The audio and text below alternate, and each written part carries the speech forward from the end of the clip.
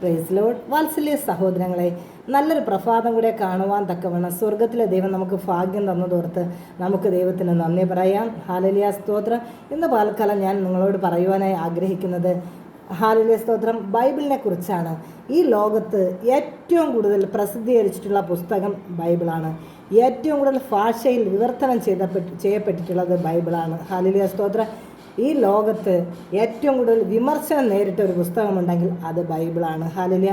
ഈ ബൈബിളിലെ വചനം എന്ന് പറഞ്ഞാൽ ഈ വചനം വിത്താണ്, ഭക്ഷണമാണ്, പാലാണ്, ഇരുവായ്ത്തല മൂർച്ചയുള്ള വാളാണ്, ചുറ്റികയാണ്. ഇതെല്ലാം നമ്മുടെ പാതയ്ക്ക് ദീപമാണ്, കാലിന് പ്രകാശമാണ്. ഹല്ലേലൂയ, സ്തോത്രം.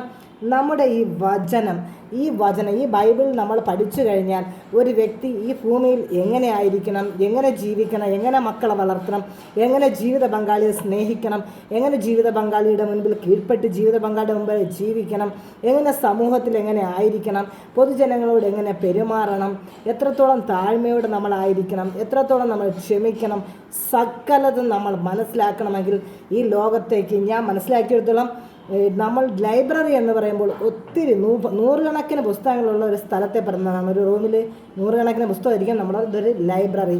എന്നാൽ ഞാൻ നിങ്ങളോട് പറയട്ടെ, ഈ 66 പുസ്തകം ഇതൊരു ലൈബ്രറിയാണ്. സ്തോത്രം.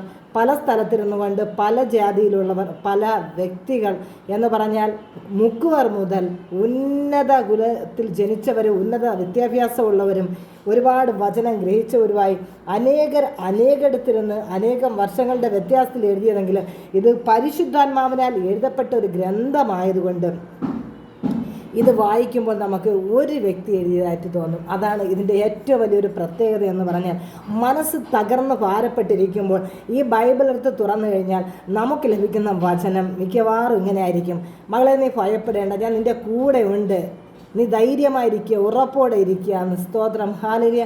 ഏത് വിഷയത്തിൽ ഭാരപ്പെടുന്നു, മനുഷ്യൻ ഏതെല്ലാം അവസ്ഥയിലൂടെ കടന്നു പോകുന്നു, ആ അവസ്ഥയ്ക്ക് വ്യത്യാസം തരുവാൻ ഈ സർവശക്തനായ ദൈവത്തിൻ്റെ ഈ തിരുവചനത്തിന് കഴിയും. ഹല്ലേലൂയ. നിങ്ങളുടെ കരത്തിൽ ബൈബിൾ ഇല്ല എങ്കിൽ നിങ്ങൾ പ്ലേ സ്റ്റോറിൽ ചെന്നിട്ട് ഹോളി ബൈബിൾ എന്നടിച്ചാൽ നിശ്ചയമായും നിങ്ങൾക്ക് തിരുവചനങ്ങൾ വായിക്കുവാനേ കഴിയും.